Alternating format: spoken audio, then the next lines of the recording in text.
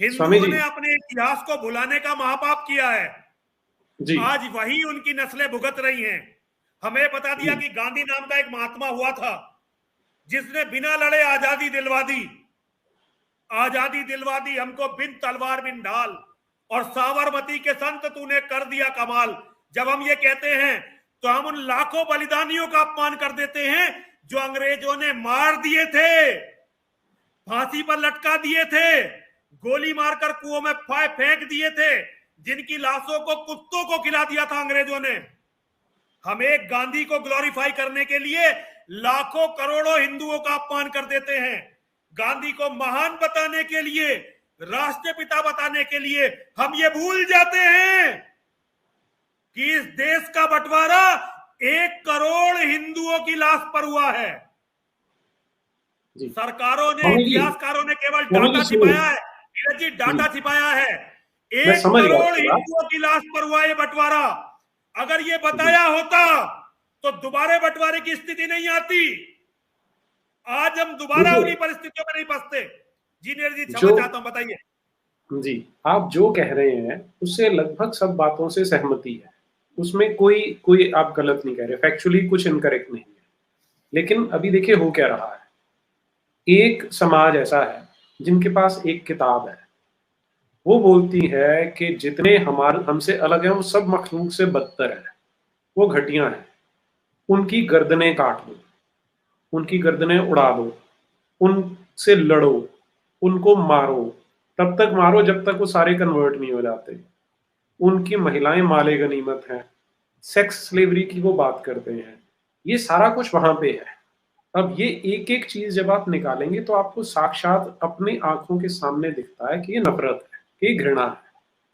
लेकिन उन्होंने क्या किया, उन्होंने ये समझ में आ गया कि आर्ट टूल कौन सा काम करता है। आर्ट टूल काम करता है नैरेटिव का। तो वो क्या करते हैं, शाहीन बाग में भी जाते हैं तो वहां पर बी आर अम्बेडकर की तख्ती और तिरंगा लेके बैठ जाते हैं, उसके पीछे जो मर्जी करते रहे। और मीडिया उन्होंने अपना सेट कर रखा है जो उनका नैरेटिव वैसे पुश करता है। मैंने आपको अभी एग्जांपल दिया कि किस तरह से आपकी बात को, जिसमें कोई नफरत ऐसी नहीं दिख रही, उसको घुमा के ऐसे पेश कर देते हैं कि नफरत दिखाई देती है। तो अगर आप सामने वाले के पास बंदूक है और आप सामने जाके खड़े हो जाएंगे, ले मार ले मुझे, तो फिर तो हारेंगे। हमें जो टूल काम करता है, जो वेपन आज की डेट में काम आता है, उसी को चलाना पड़ेगा। नीरज जी, आपकी बात काट रहा हूं। हम हमेशा कब तक ये रोते रहेंगे कि मुसलमान ये कर रहे हैं, मुसलमान ये कर रहे हैं, मुसलमान ये कर रहे हैं? हम एक मिनट मेरी बात सुनिए, 1 मिनट मेरी बात सुनिए। क्या हिंदुओं ने गोबर खा रखा है? क्या हिंदुओं के दिमाग में कूड़ा भरा हुआ है? ये सब कॉन्स्पिरेसी चलती रहेगी। दूसरों का काम है हमें बर्बाद करना। नीरज जी, उनका तो काम है हमें बर्बाद करना। उनकी किताब में लिखा हुआ है सारे हिंदू का गोबर खा के बैठे हुए हैं। आज कोई हिंदू क्यों नहीं बोल रहा? स्थिति लगभग यही है ना, आप इसको समझ लीजिए। उन्होंने 100 साल में, गांधी ने 1920 में वो शुरू किया था खिलाफत आंदोलन। आज हम 2022 में 102 वर्षों से हमारे दिमाग में गोबर भरा जा रहा है जानबूझ के। हिंदू मुस्लिम भाई भाई, गंगा जमुनी तहजीब, ये सब 100 साल से सिखाया जा रहा है ना हमें। तो इसलिए उसका परिणाम ये है कि मैं आपकी पीड़ा समझ रहा हूं, मैं उससे इनकार नहीं कर रहा। मैं ये कह रहा हूं कि आज बहुत बड़ा वर्ग हिंदुओं का ऐसा है जो केवल नाम मात्र के हिंदू हैं। मतलब नाम देखेंगे तो आपको बरखा दत्त भी हिंदू लगेगी, रवीश कुमार भी हिंदू लगेगा, संकेत उपाध्याय भी हिंदू लगेगा, लेकिन वो केवल नाम मात्र के हिंदू है ना। वो तो उनकी गुलामी कर रहे हैं जिन्होंने चाबी भरी है उनके अंदर। नहीं, लेकिन मुझे इन लोगों से कोई भी इन लोगों से गिला नहीं है। ये लोग तो दुश्मन है, मैं भी जानता हूं, आप भी जानते हो। लेकिन मैं उन्हें कहता हूं, देखे, अगर मान लो एक लड़ाई लड़ने के लिए मैं निकला, आज आप नीरज जी मेरे से बात कर रहे हो ना, तो ये एक बहुत बड़ी सपोर्ट है। आप जो मेरी कर रहे हो सपोर्ट है नीरज जी। लेकिन क्या एक आप अकेले ही हो? आज शुभम भी आया था, मेरा बच्चा है शुभम मंगला, सब मेरा परिवार है। जिस दिन मैं जेल में गया नीरज जी, मैं जेल में गया, अगर हमारे सारे हिंदू शोर मचाना शुरू कर देते कि भाई इस महात्मा को क्यों जेल भेजा गया, जितेंद्र त्यागी के लिए, देखिए चलो मेरी तो छोड़ दो, आप जितेंद्र नारायण सिंह त्यागी जी का स्थिति का आकलन करो। वो व्यक्ति सिया वक्फ बोर्ड का चेयरमैन था जब उसने इस्लाम छोड़ा। सिया वक्फ बोर्ड का चेयरमैन था, उसने मोहम्मद को वो नंगा किया जो आप और मैं 100 जन्म में नहीं कर सकते। नीरज जी, ये बात मानिए, आप बहुत विद्वान हैं, मैं आपकी विद्वता को चुनौती नहीं दे रहा हूं लेकिन आप मुसलमान नहीं हैं। वो सैयद था, सैयद मतलब जो अपने आप को मोहम्मद से जोड़ते हैं, उसने मोहम्मद को वो नंगा किया कि जिसकी कोई मिसाल दुनिया में नहीं मिलेगी। देखिए वो सनातन धर्म में आया जी, ये वो जो सनातन धर्म शब्द में आया। पता क्या जी होता है जी स्वामी जी, सुनिए, ये जो हमारा कॉन्स्टिट्यूशन बना है ना, उसके अंदर हमारे लिए जाल बिछा हुआ है।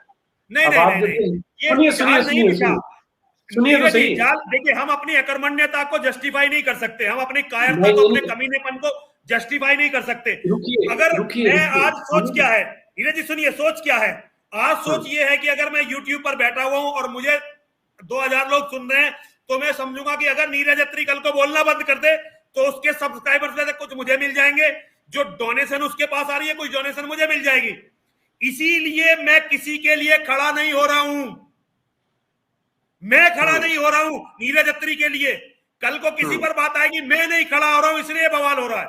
जिस दिन हम कहेंगे नहीं कुछ भी हो, हम अपने भाई को बचाकर मानेंगे, हम कुछ भी हद तक जाएंगे, अपने भाई को बचाकर मानेंगे। उसके बाद एक भी हिंदू असुरक्षित नहीं होगा। और ये जो ये लेफ्ट विंगर है ना, ये और ये जिनके आपने नाम गिनवाए हैं, ये अपने घरों से बाहर नहीं निकलेंगे, लेकिन इन्हें पता है कि जिस दिन नरसिंहानंद मुसीबत में आएगा, उस दिन एक कपिल मिश्रा खड़ा होगा नरसिंहानंद के खिलाफ, एक सुशांत सिन्हा खड़ा होगा नरसिंहानंद के खिलाफ, एक गौरव प्रधान खड़ा होगा नरसिंहानंद के खिलाफ, जो अपने आप को कट्टर हिंदूवादी आज दिखा रहे हैं और जिन्हें हिंदूवादी मानते हैं। नरसिंहानंद के खिलाफ जब ये खड़े होंगे तो नरसिंहानंद को बचने की जगह नहीं मिलेगी। कहां जाएगा नरसिंहानंद, कहां जाएगा बेचारा नरसिंहानंद? तो ये हमारी कमी है, हम 24 घंटे उन्हें नहीं रो सकते नीरज जी, बहुत रो लिए हम। आज हमें देखना पड़ेगा कि जब मेरा भाई फंस रहा था, कल को भगवान ना करे नीरज अत्री जी के साथ कोई दुर्घटना होती है, मुझे ये देखना पड़ेगा कि मैंने नीरज जी के लिए क्या किया, मैंने नीरज जी के लिए क्या किया। एक महिला है, अभी उसने चलिए मैं गंदी बातों को नहीं करना चाहता, एक बड़ी राइट विंगरों की बड़ी चहेती महिला है, अभी वो लव जिहाद करवा रही है एक टीवी कार्यक्रम में, सारी दुनिया उस टीवी कार्यक्रम को देख रही है, कोई बोलने वाला नहीं है, क्योंकि आपकी कॉन्सेप्ट में, हिंदुओं की कॉन्सेप्ट में केवल सत्ताओं की गुलामी है। गांधी कोई मुसलमान नहीं था और गांधी के साथ एक से एक कट्टर हिंदूवादी रहते थे, लेकिन क्योंकि गांधी अंग्रेजों का दलाल था तो सारे हिंदू उससे दबते थे। जब इस देश का बंटवारा हुआ था ना, तो कांग्रेस को हिंदूवादी माना गया था, मुस्लिम लीग को मुसलमानों की पार्टी माना गया था, हिंदुओं ने कांग्रेस का साथ दिया था, मुसलमानों ने मुस्लिम लीग का साथ दिया था। लेकिन हिंदुओं की हत्या की जिम्मेदार कांग्रेस है, मुस्लिम लीग नहीं है। हिंदुओं की हत्या की जिम्मेदार कांग्रेस है, मुस्लिम लीग नहीं है। हिंदुओं की हत्या के जिम्मेदार हिंदू नेता हैं, मुस्लिम लीग नहीं है। और आज स्थिति क्या है नीरज जी, मैं फिर बड़ी गलत बात कह रहा हूं, लोग बिलबिला जाएंगे सुनकर।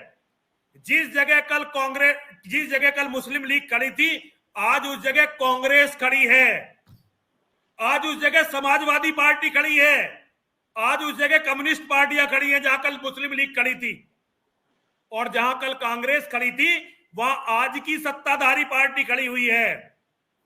तो आज हिंदुओं के कत्ल की जिम्मेदार कांग्रेस नहीं है, आज हिंदुओं के कत्ल की जिम्मेदार समाजवादी पार्टी नहीं है, बल्कि वो लोग हैं जिन्हें हमारी रक्षा करनी थी। नरसिंहानंद ने अपना खून पसीना बहाया कि नरेंद्र मोदी भारत के प्रधानमंत्री बने। सोनिया के आवास पर मैं आपको भी कटिंग भेज रहा हूं, सोनिया जब सांप्रदायिक और लक्षित हिंसा विधेयक ला रही थी, मैं उसके आवास पर आत्मदाह करने गया था। जरा आप दिखाइए, अगर आप दिखा सके तो दिखाइए, मैं आपको कटिंग भेज रहा हूं 1 मिनट में। जी तो आज मैं अपनी मदद सोनिया से मांगू? मुलायम सिंह से लड़ते हुए जो आदमी 8 बार जेल गया, क्या मदद मांगने मुलायम सिंह से जाए या उन लोगों से मदद मांगने जाए जिन लोगों के लिए लड़ा, मरा, खून बहाया, अपना खून बहाया? लोगों ने मोदी और योगी के लिए पसीना बहाया होगा एसी कमरों में बैठकर, नरसिंहानंद ने अपना खून बहाया मोदी के लिए। आज नरसिंहानंद उम्मीद किससे करे? सोनिया गांधी से करे, अखिलेश यादव से करे, कि ओवैसी से उम्मीद करे कि मेरी मदद वो करेंगे? हम कब सच बोलना सीखेंगे? नीरज जी मैं आपको अभी 1 मिनट लगेगा, मैं आपको अभी भेज रहा हूँ, जी आपको कुछ भेजिए कटिंग भेज रहा हूँ, जरा आप देखिए और आप बताइए लोगों को कि हम्म, ये कहने से कुछ नहीं होता। हम उस जमाने से लड़ रहे हैं जब हिंदू बोलना भी नहीं जानता था। ये तो सोशल मीडिया वाले तो 14 से हिंदूवादी बने हैं। मैं 1997 से जेल जा रहा हूं, जी 97 से जेल जा रहा हूं मैं, हिंदू के लिए लड़ता आप हुआ। मैं अपना पुराना सारा ये रिकॉर्ड निकालूंगा फिर भेजूंगा आपको। ये आपसे क्वेश्चन पूछा एक दर्शक है हमारे, आपकी बातें सुन के, अभिजीत जी हैं। उनका कहना है, प्रणाम दोनों को। यति जी, आप कभी कभी निराशावादी बात करते हैं, एज इफ कोई उम्मीद नहीं है। क्या आपको हम पे भरोसा नहीं है? किस बात का भरोसा हो, मतलब किस बात का भरोसा हो? मैं मरता रहता हूं, लड़ता रहता हूं, पिटता रहता हूं, अकेला खड़ा रहता हूं। लोग कहते हम्म, रहते, लोग नेताओं की चमचागिरी में लगे रहते, कहते भरोसा कहां से आए? मुझे पहले बताओ तो सही, भरोसा आए कहां से? नीरज जी एक आपके पास अभी कटिंग आ रही है, इसमें एक कटिंग है जो मैं सोनिया गांधी के आवास पर सांप्रदायिक और लक्षित हिंसा विधेयक का विरोध करने, आत्मदाह करने गया था। हम्म, भारत में मैं अकेला आदमी था जो चिल्ला चिल्ला कर कहता था कि हिंदुओं का संहार की तैयारी कर रही है। आपके पास आ चुका है, ये आपके जी पास आ मैंने चुका है। हिंदुओं के संहार की तैयारी कर रही है कांग्रेस। और ये देखिए कांग्रेस मुख्यालय के पास आत्मदाह का प्रयास। आप ये दिखाइए अपने दर्शकों को। जी जब मैं इनके लिए लड़ रहा था, मैं मोदी को प्रधानमंत्री बनाने के लिए लड़ रहा था, मैं योगी जी को मुख्यमंत्री बनाने के लिए लड़ रहा था, तो आज फरियाद लेकर किसके पास जाऊं? मुझे बचाएगा कौन? केवल ये कहने से कि नहीं जी हम राज कर रहे हैं, सब ठीक हो जाएगा, मैं ठीक मान लूंगा क्या? मेरे लिए कौन खड़ा? मैं हिंदू के लिए लड़ा, मेरे लिए कौन लड़ेगा? मेरे लिए कौन खड़ा होगा? आज मेरे अपने बच्चे तो मुझे पहचानेंगे नहीं, क्योंकि जब मेरे बच्चे घरों में थे मैंने कभी उन्हें देखा नहीं। मेरा भाई मुझे क्यों पहचानेगा? मेरे पिताजी जमीनों के मुकदमे लड़ते रहे, उन जमीनों के जो बाद में मेरे हिस्से में आएगी। लेकिन मैं एक दिन अपने पिता से पूछने नहीं गया। जिन हिंदुओं के लिए मैं लड़ा वो कह रहे महाराज आप ये कैसी बकवास कर रहे हो, हम तो बिल्कुल सुरक्षित है। तो मेरी पीड़ा का अनुमान लगाइए जरा। नीरज जी जरा देखिए जो मैंने कटिंग भेजी, हाँ ये देखिए, इसकी तारीख देखिए, ये तारीख है 5 जून 2011 की, जब तथाकथित हिंदूवादी जो है सोनिया गांधी से इतने डरते थे। और दिखाइए कि मैं गया क्यों था। मैं पढ़ सांप्रदायिक देता में हूँ। लक्षित हिंसा विधेयक का ये पहला विरोध है। 24 ये अकबर रोड सबसे स्थित पहला विरोध है, इससे पहले कोई विरोध नहीं हुआ था। कांग्रेस मुख्यालय के पास शनिवार को स्वामी नरसिंहानंद सरस्वती ने आत्मदाह का प्रयास किया। उनके साथ 3 महिलाएं सहित 16 लोग थे। मौके पर मौजूद पुलिस कर्मियों ने सभी को हिरासत में ले लिया और उन्हें तुगलक रोड थाने में लाया गया। बाद में उन्हें रिहा कर दिया गया। नरसिंहानंद सरस्वती सांप्रदायिक हिंसा रोकथाम विधेयक का विरोध कर रहे थे। गाजियाबाद के डासना निवासी साधु स्वामी नरसिंहानंद सरस्वती व उनके समर्थक शनिवार अपराह्न 1 बजे 24 अकबर रोड पहुंचे। बिना किसी के कुछ बताए स्वामी ने कांग्रेस मुख्यालय के पास शरीर पर मिट्टी का तेल छिड़ककर आग लगाने की कोशिश की, लेकिन पुलिस कर्मियों ने उनकी मंशा भांप ली। स्वामी के समर्थक हरियाणा और उत्तर प्रदेश के विभिन्न शहरों से आए थे। जी 5 जून 2011। और जो मैंने अखबार दिखाए जरा दिखाइए, मैं आपको धीरे धीरे सारे अखबार भेजूंगा। अभी जरा और भी देखिए, हम उस समय बता रहे थे कि कांग्रेस हिंदुओं के नरसंहार की कोशिश कर रही है।